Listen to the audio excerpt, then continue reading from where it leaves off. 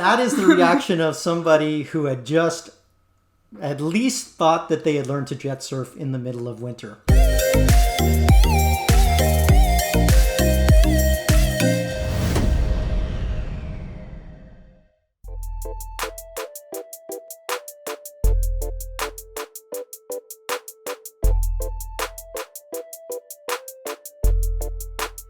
You look so happy.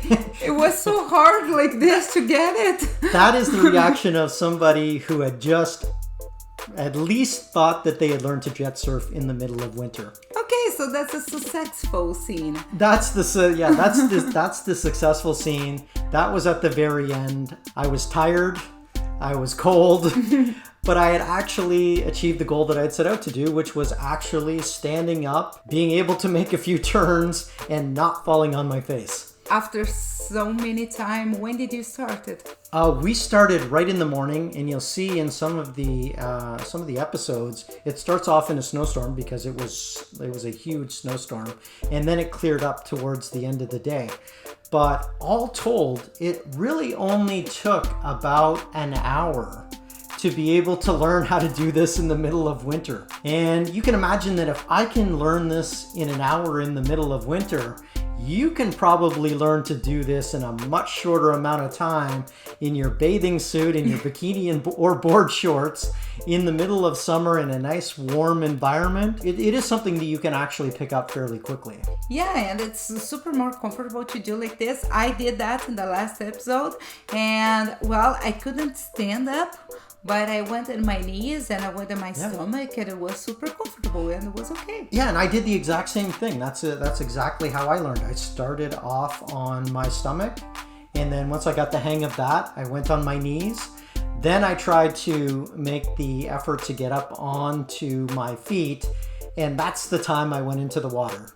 And again, and again, and again. So for me, it was really difficult to even imagine somebody being so good, even with a background of snowboarding or wakeboarding or skateboarding or some other type of boarding where your feet are in this direction like they are on jet surf, without going into the water. I've seen other people try to pick this up and they have that background, but there's just enough differences to make it really challenging. So very difficult for people to get up the first time, but you learn quickly. What is the main difficulty? The main difficulty is, let's say you're a wakeboarder or a snowboarder. So you can keep your weight kind of evenly distributed, but because it's a jet out the back, you actually have to lean forward, which is, different than most other board sports where you're more leaning backwards. The second big thing is trigger control. So how fast you press that trigger. I think it'll go faster for a lot of people because I actually had pretty big,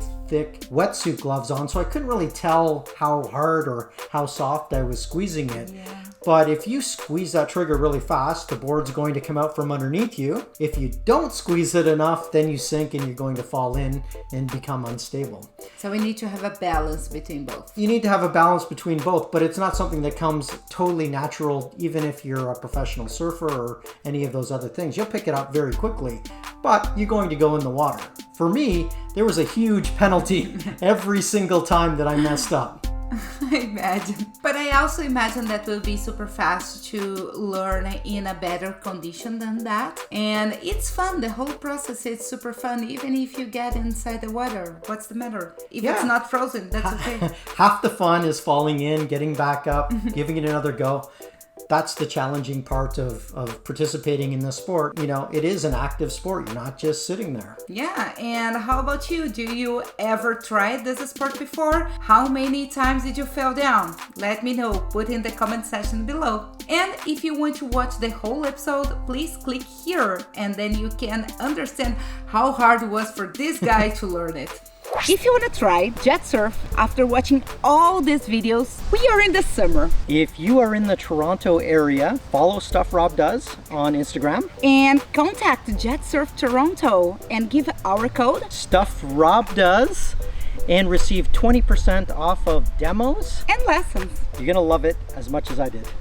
We just finished bonus material. We had a great time reviewing some of the videos, but if you want to watch the original video, go here. And if you want to watch the whole story and know everything about it, go here. Do you know what would help? Subscribe, Like, share, and comment in the comment section below. See you next week.